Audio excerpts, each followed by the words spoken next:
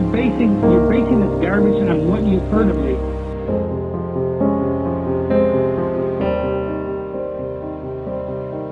He's the best neighbor, he's the best boss, he's the best co-worker. Everybody loved him. Everybody loved him. Other than his criminal record, you would never give him a second thought.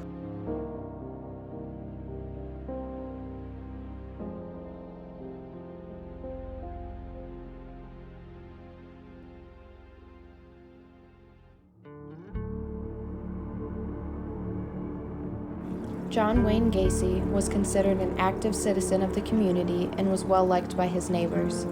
Gacy was a member of the Chicago area Jolly Joker Clown Club and frequented children's parties, charity fundraisers, and other local events dressed as a clown. Those alter egos included Pogo and Patches the Clown. He maintained his own contracting business as well as being the Democratic precinct captain.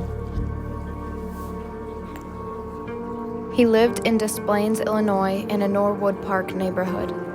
He had married and divorced twice. During this time, he also had 2 biological children and 2 stepdaughters. He seemed to be living a normal, fulfilling life, though growing up his life was anything but pleasant. His father was an alcoholic who frequently beat his siblings and him with a razor strap if they misbehaved. His father would also physically abuse his mother. Gacy's sister, Karen, recalled their childhood in a recent interview, saying her brother learned to take the beatings. Later, John realized he was attracted to men and experienced great emotional turmoil over his sexuality. Then, in 1962, to escape his old life, he moved to Las Vegas, Nevada. He worked as a morgue attendant. While working there one night, he found himself hugging and caressing one of the bodies.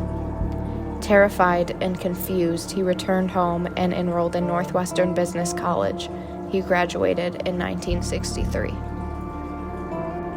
But in 1967, Gacy's dark side began to take control. He committed his first known sexual assault on a teenage boy, and over the next few months, he molested and raped countless other young men. One of those boys, Donald Voorhees, told his father about the incident. He immediately went to the police and filed a report. Even though there was little evidence, the police indicted him for sexual assault. As the years went on, he continued to struggle with his homosexuality, and his violent tendencies rose closer and closer to the surface.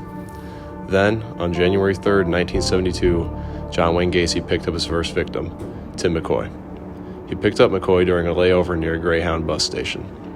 Gacy stabbed McCoy 2 times in the chest and buried him in his crawl space. Gacy went on to murder and rape at least 32 more young boys, ages ranging from 14 to 21, in his own home. He buried 29 bodies on his property in Norwood Park and discarded the other 4 victims into the Des Plaines River. Gacy had been on his killing spree for about 6 years, picking up runaways, male prostitutes, orphans, and any young men who seemingly didn't have a family to look for him. But in 1978, Gacy started to become sloppy with overconfidence. On March 22, 1978, he lured Jeffrey Rignall into his car, promising him a ride and a smoke. Gacy then held a chloroformed rag over Rignall's mouth until he lost consciousness. He awoke in Gacy's home restrained to a wooden board. Gacy stood unclothed in front of him and proceeded to brutally rape, drug, whip, and torture Rignall. Once he regained consciousness, he found himself under a statue in Lincoln Park. Jeffrey Rignall escaped John Wayne Gacy alive. It's unknown why Gacy let him go. Thanks for that. On December 11th, 1978, after Gacy had killed 32 young men, 15-year-old Robert Peast goes missing. Around 8 o'clock p.m., Peast finishes his shift at Nissan Pharmacy, the same drugstore Gacy had been doing construction work on earlier that day. Gacy returned to the store that night to retrieve his appointment book he had forgotten. Just as he was about to leave, he noticed Robert Peast walking towards his car. He got in and told him he was looking for a construction job.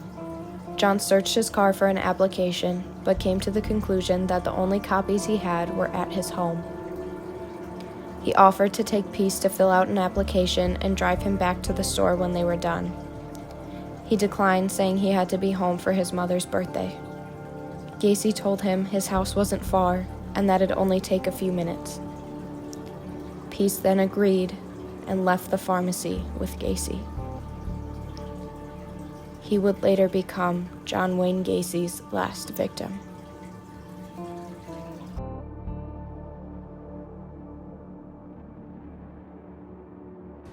After Robert Peace went missing, the police began investigating Rob along with the contractor.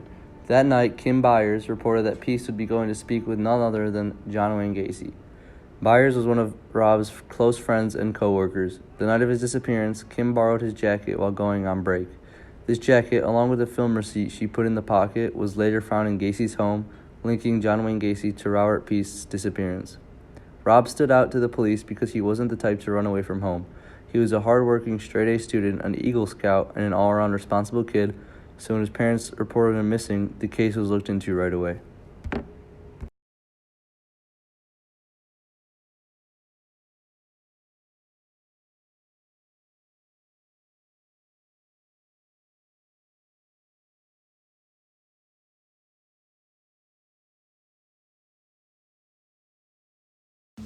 Detective Dave Hackmeister, a Des Plaines police officer, was one of the first to be put on the case. He and his partner were assigned to follow Gacy's every move. As they followed him, they started to get to know a man who seemed to know everyone in town and enjoyed the chase of having two detectives at his bumper at all times. During the time of the surveillance, Gacy became close to the detectives and came to trust them. He was a very arrogant and cocky man, even with the police.